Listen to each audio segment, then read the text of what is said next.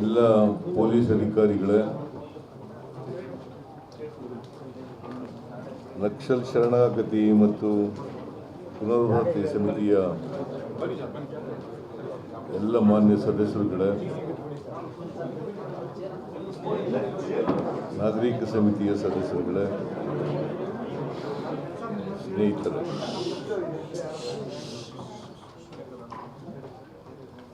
ಸುಮಾರು 20 ವರ್ಷಗಳಿಗೂ ಹೆಚ್ಚು ಕಾಲ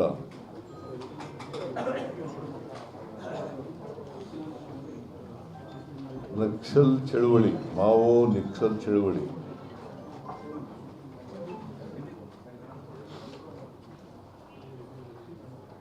ಆ ದಾರಿನಲ್ಲಿ ನಡೆದು ಕಾಡಿನಲ್ಲಿ ಇದ್ಕೊಂಡು ಚಳವಳಿ ಮಾಡ್ತಾ ಇದ್ದಂಥ 6 ಜನ ನಕ್ಸಲೀಯರು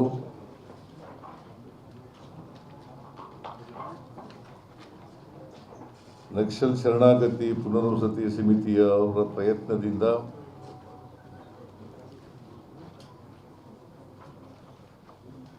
ಸರ್ಕಾರ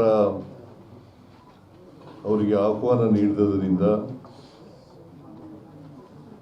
ಇವತ್ತು 6 ಜನರು ಕೂಡ ಅವರ ಹೋರಾಟದ ಹಾದಿಯನ್ನು ಬಿಟ್ಟು ಪರಿವರ್ತನೆಗೊಂಡು ಇವತ್ತು ಮುಖ್ಯವಾಹಿನಿಗೆ ಬರಲಿಕ್ಕೆ ತೀರ್ಮಾನ ಮಾಡಿ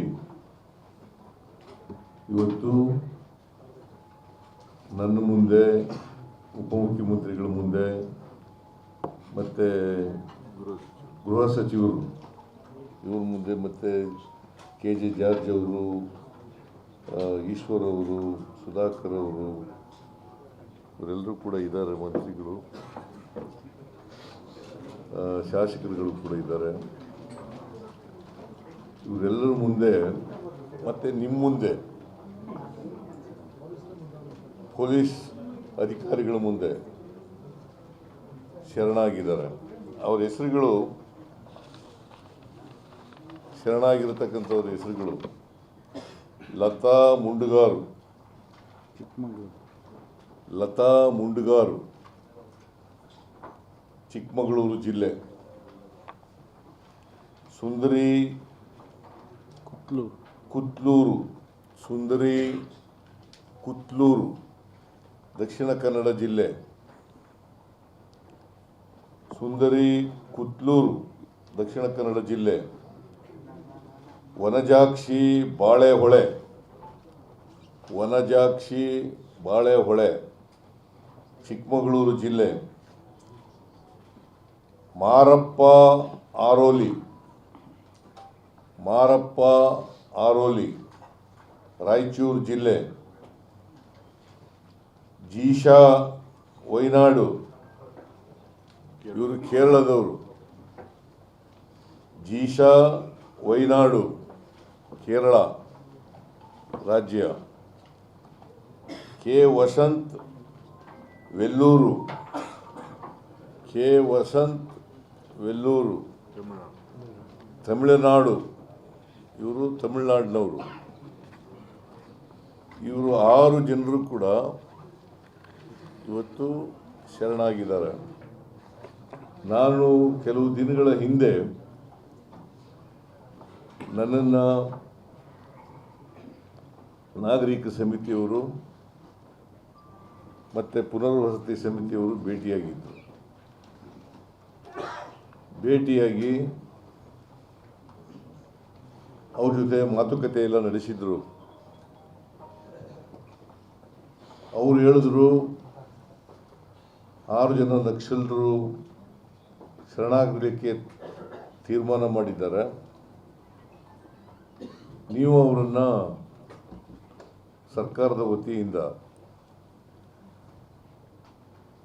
ಅವರಿಗೆ ಆಹ್ವಾನ ಮಾಡಬೇಕು ಅಂತ ಹೇಳಿದರು. ಹಾಗಾಗಿ ನಾನು ಒಂದು ಪತ್ರಿಕಾ ಹೇಳಿಕೆಯನ್ನು ಕೊಟ್ಟೆ. ಆ ಪತ್ರಿಕೆ ಹೇಳಿಕೆಯಲ್ಲಿ ಅವರು ಶರಣಾದರೆ ಕಾನೂನಿನ ಚೌಕಟ್ಟಿನಲ್ಲಿ ಅವ್ರಿಗೆ ಏನೇನು ಸಹಾಯ ಮಾಡಲಿಕ್ಕೆ ಸಾಧ್ಯ ಆಗ್ತದೆ. ಯಾಕಂದರೆ ನಕ್ಸಲರು ಶರಣಾದರೆ ಒಂದು ಯೋಜನೆ ಇದೆ. ಆ ಯೋಜನೆ ಪ್ರಕಾರ ಅವ್ರಿಗೆ ಅವರು ಯಾವ್ಯಾವ ಕ್ಯಾಟಗರಿನಲ್ಲಿ ಇರ್ತಾರೆ, ಆ ಕ್ಯಾಟಗರಿ ಆಧಾರದ ಮೇಲೆ ಅವ್ರ ಕ್ಯಾಟಗರಿ ಇರ್ತದೆ. A category, B category, C category ಇಂಥ ಎಲ್ಲ ಕ್ಯಾಟಗರಿಗಳಿರ್ತವೆ. ಆ ಕ್ಯಾಟಗರಿ ಆಧಾರದ ಮೇಲೆ ನಾವು ಪರಿಹಾರವನ್ನು ಕೊಡ್ತೇವೆ.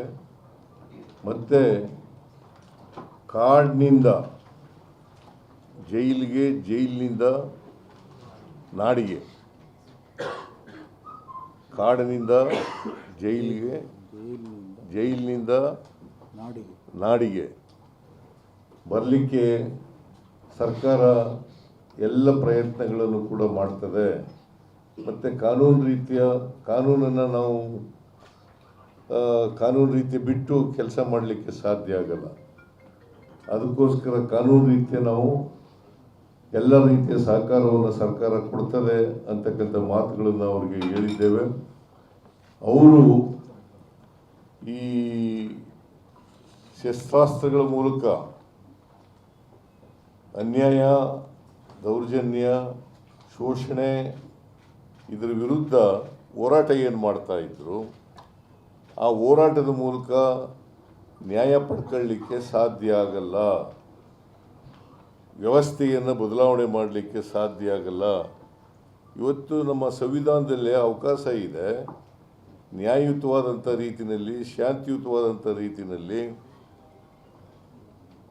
ಪ್ರತಿಭಟನೆ ಮಾಡಲಿಕ್ಕೆ, ಅನ್ಯಾಯದ ವಿರುದ್ಧ ಕೇಳಲಿಕ್ಕೆ, ಅನ್ಯಾಯದ ವಿರುದ್ಧ ಪ್ರತಿಭಟಿಸಲಿಕ್ಕೆ ಅವಕಾಶ ಇದೆ. ಇದನ್ನು ಬಾಬಾ ಸಾಹೇಬ್ ಅಂಬೇಡ್ಕರ್ ಅವರು ಸಂವಿಧಾನದಲ್ಲಿ ಅವಕಾಶ ಮಾಡಿಕೊಟ್ಟಿದ್ದಾರೆ ಅಂತ ಎಲ್ಲ ಹೇಳಿ ಅವರಿಗೆ ಮುಖ್ಯವಾಹಿನಿಗೆ ಬರಲಿಕ್ಕೆ ಭಾಳ ಪ್ರಯತ್ನ ಎಲ್ಲ ಮಾಡಿದ ಮೇಲೆ ಅವರೀಗ ಒಪ್ಕೊಂಡು ಮುಖ್ಯವಾಹಿನಿಗೆ ಬರಲಿಕ್ಕೆ ತಯಾರಾಗಿದ್ದಾರೆ. ಒಟ್ಟಾರೆಯಾಗಿ ನಮ್ಮ ಸರ್ಕಾರ ಕರ್ನಾಟಕವನ್ನು ನಕ್ಸಲ್ ಮುಕ್ತ ಕರ್ನಾಟಕವನ್ನಾಗಿ ಮಾಡಬೇಕು ಅಂತಕ್ಕಂಥದ್ದು ನಮ್ಮ ಉದ್ದೇಶ. ನಕ್ಸಲ್ ಮುಕ್ತ, ನಕ್ಸಲ್ ಚಟುವಟಿಕೆಗಳೇನಿದ್ದಾವೆ, ನಕ್ಸಲ್ ಹೋರಾಟ ಏನಿದೆ, ಆ ಹೋರಾಟ ಮುಕ್ತವಾದಂಥ ರಾಜ್ಯವನ್ನಾಗಿ ಮಾಡಬೇಕು ಅಂತಕ್ಕಂಥದ್ದು ನಮ್ಮ ಉದ್ದೇಶ. ಇವತ್ತು ಅನೇಕ ರಾಜ್ಯಗಳು ಈ ಥರದ್ದು ಪ್ರಯತ್ನಗಳನ್ನು ಮಾಡಿದ್ದಾವೆ. ಅನೇಕ ರಾಜ್ಯಗಳಲ್ಲಿ ನಕ್ಸಲ್ ಚಳುವಳಿ ಇದೆ, ನಕ್ಸಲ್ ಹೋರಾಟಗಳು ನಡೀತಾ ಇದ್ದಾವೆ. ಬದಲಾವಣೆ ಮಾಡಲಿಕ್ಕೋಸ್ಕರವಾಗಿ ಪ್ರಯತ್ನ, ಅದು ಒಂದು ದಾರಿ ಹಿಡ್ಕೊಂಡಿದ್ದಾರೆ ಅವರು. ಆ ದಾರಿ ಸರಿ ಇಲ್ಲಪ್ಪ, ಆ ದಾರಿ ಬಿಟ್ಟುಬಿಡಿ, ನೀವು ಸಂವಿಧಾನಬದ್ಧವಾದಂಥ ರೀತಿಯಲ್ಲಿ ಹೋರಾಟವನ್ನು ಮಾಡಿ ಅಂತ ಹೇಳಿದ ಮೇಲೆ ಇವತ್ತು ಅದನ್ನು ಒಪ್ಕೊಂಡು ಶರಣಾಗಲಿಕ್ಕೆ ಬಂದಿದ್ದಾರೆ. ಅವರನ್ನು ಇವತ್ತು ಸರ್ಕಾರ ಅದನ್ನು ಒಪ್ಕೊಂಡು ಅವರು ಈಗಾಗಲೇ ಅವರನ್ನು ಜಿಲ್ಲಾಧಿಕಾರಿ ಮುಂದೆ ಪ್ರೊಡ್ಯೂಸ್ ಮಾಡಿದ್ದಾರೆ. ಜಿಲ್ಲಾಧಿಕಾರಿ ಅವರಿಗೆ 6 ಜನಕ್ಕೆ ಏನು ಪರಿಹಾರ ಕೊಡಬೇಕು ಅಂತಕ್ಕಂಥದ್ದನ್ನು ಚಿಕ್ಕಮಗಳೂರು ಜಿಲ್ಲಾಧಿಕಾರಿ ಆದೇಶ ಕೂಡ ಮಾಡಿದ್ದಾರೆ. ಇವತ್ತು ಬೆಳಿಗ್ಗೆ ಅಲ್ಲಿಯ ಹೆಚ್ಚಿನ ವಿಡಿಯೋಗಳಿಗೆ ಪ್ರತಿಧ್ವನಿ ಯೂಟ್ಯೂಬ್ ಚಾನೆಲ್ ಸಬ್ಸ್ಕ್ರೈಬ್ ಮಾಡಿ, ಬೆಲ್ ಐಕಾನ್ ಕ್ಲಿಕ್ ಮಾಡಿ.